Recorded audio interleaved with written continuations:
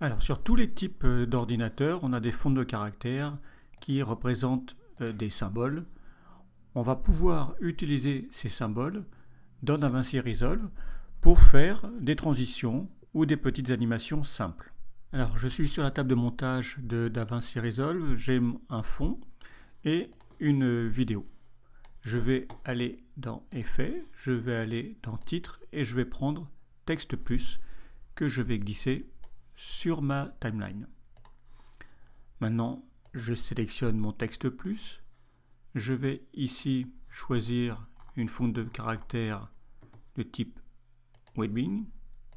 Je vais taper E et je vois apparaître un petit pictogramme de cadeau. Alors en premier lieu, je vais changer la taille de mon symbole. Alors je peux, si j'arrive ici à 1, je peux entrer une autre valeur. Je pourrais mettre 2 par exemple pour l'avoir encore plus gros. C'est pas ce qu'on va faire, on va faire comme ça. On utilise la taille parce que ça permet de conserver une bonne netteté. Maintenant je vais cliquer sur paramètres et ici mode de fusion, je vais aller choisir alpha. Donc pour l'instant on ne voit rien, je vais mettre ma vidéo au-dessus de mon texte et ma vidéo, je vais choisir toujours dans mode de fusion, premier plan. Et maintenant, on voit à l'intérieur de notre cadeau notre vidéo.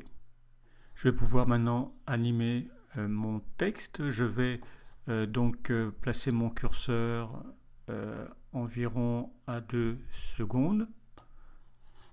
Je vais positionner une image clé sur position. Je vais venir au début de ma composition et je vais glisser les X pour faire disparaître mon cadeau. Si je fais play,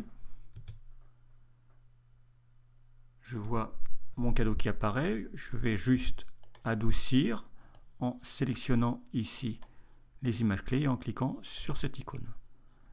Maintenant, si je retourne, voilà, le cadeau s'arrête plus lentement. Alors j'ai rajouté un titre à ma petite animation. Voilà. Maintenant ce que je voudrais c'est avoir une ombre portée. Donc je vais sélectionner ma vidéo et mon texte. Je vais faire un clic droit, nouveau plan composé. Et je vais aller chercher dans Effets, dans OpenFX. Ici je vais taper ombre. Je vais prendre l'ombre portée que je vais glisser ici. Et maintenant, si on regarde, on a notre titre et notre cadeau qui apparaît avec une ombre portée.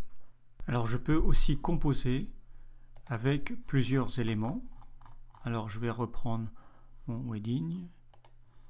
Je vais entrer N. Donc là j'ai un disque que je vais faire grossir un peu. Maintenant pour mon deuxième titre, je vais taper 4. Je vais retourner sur Webdines et je vais travailler la taille. Pour finir, je vais mettre mon fichier image ou ma vidéo au-dessus.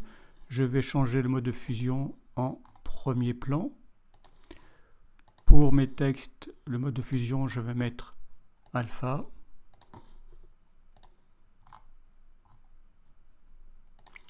Et si je veux pouvoir déplacer mes deux titres en même temps, je vais faire un nouveau plan composé.